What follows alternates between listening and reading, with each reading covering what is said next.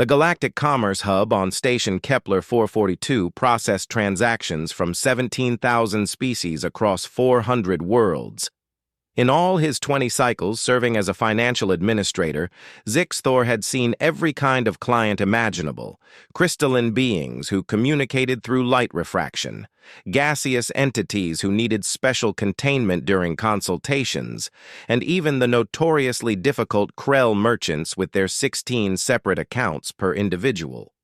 But humans? They were new, entertainingly primitive. Marcus stood before the curved desk, his worn jacket marking him as a recent arrival from one of those backwater human colonies. Beside him, Isabella clutched a battered datapad, her dark eyes scanning the alien architecture with barely concealed wonder. They were both young, perhaps 16 standard cycles by human reckoning, their faces still holding that peculiar softness of their species' extended adolescence. "I just want my balance," Marcus said again, his voice steady despite the overwhelming grandeur of the banking hall around them.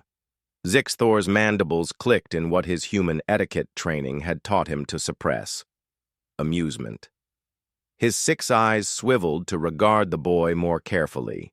The human wore no wealth indicators, no family crests, no merchant guild insignia, just simple clothes and that determined expression so common among the newly spacefaring.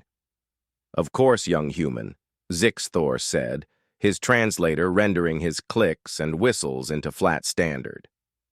"Account identification, please." Marcus rattled off a string of numbers. Isabella leaned closer, whispering something in rapid human standard that sounded like encouragement. The banker's auxiliary limbs danced across the holographic interface, pulling up records. The account appeared instantly. A standard colonial trust fund, no doubt established by some human government program to help their citizens navigate galactic commerce. Zixthor had seen dozens of these. They usually contained enough credits for a modest meal and perhaps transportation to a cheaper station. "The account exists," Zixthor confirmed, unable to keep the condescension from his tone. "Before I display the balance, you should understand that currency conversion can be complex. Your human credits may not translate to—" "I understand," Marcus interrupted quietly. "Just show me." Isabella squeezed his arm, her knuckles white. Zixthor initiated the balance display with a flourish, already preparing his sympathetic expression. The holographic numbers materialized in the air between them, standard notation that any species could read. The number appeared, then kept appearing. Digit after digit cascaded across the screen, each one adding another order of magnitude.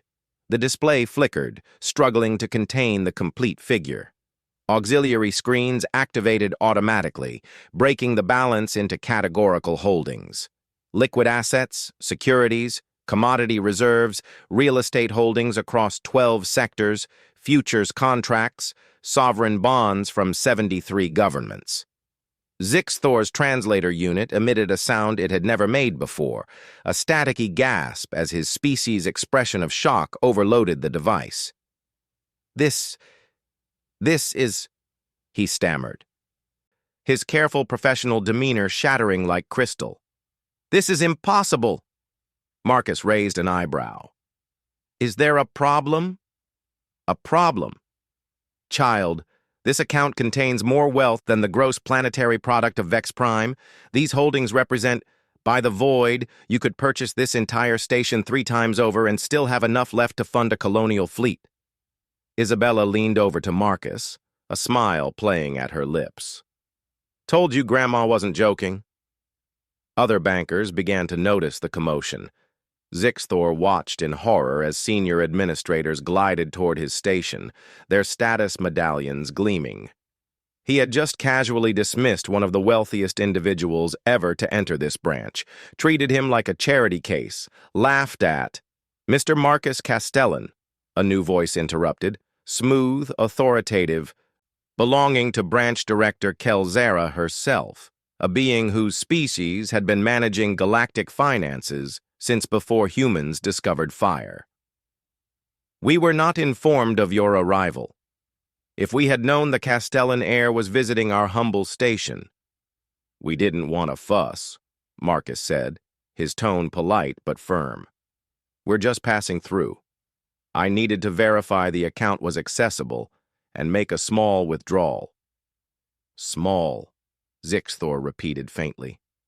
Marcus glanced at Isabella, who nodded. 20,000 credits. We need supplies for our ship and some spare parts. 20,000. From an account that could destabilize sector economies, like plucking a single grain of sand from a beach. Of course, immediately, please right this way to our premium services lounge. Kelzera was already gesturing toward the exclusive upper levels, her earlier regal composure dissolving into pure obsequiousness. We have refreshments, entertainment, whatever you require while we prepare.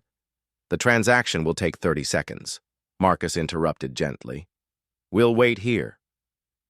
Zixthor's trembling appendages completed the withdrawal, each movement feeling like diffusing an antimatter bomb. The credits transferred to Marcus's personal chip with a soft chime. Thank you, Marcus said, extending his hand in that peculiar human gesture of goodwill. Zixthor stared at the offered appendage, then carefully clasped it with his least frightening manipulator limb. As the two humans turned to leave, Zixthor heard Isabella say, "Think he learned something about judging by appearances?" Marcus's reply carried back across the vast hall. Maybe, but probably not. Some people never do. Kelzera materialized beside Zixthor's station, her chromatic display flickering angry crimson. Do you have any idea who that was? The Castellan family practically owns human expansion into the Perseus Arm. They're third-generation asteroid miners who struck a deposit of refined neutronium the size of a moon. When they went public with mining rights, 14 governments went to war over partnership contracts. Zixthor could only stare at the empty space where the humans had stood. I thought they looked so ordinary, he whispered. That, Kelzera said coldly, is the problem with humans. They don't signal wealth like civilized species. They could be carrying the GDP of a spiral arm in their pocket and dress like salvage crews.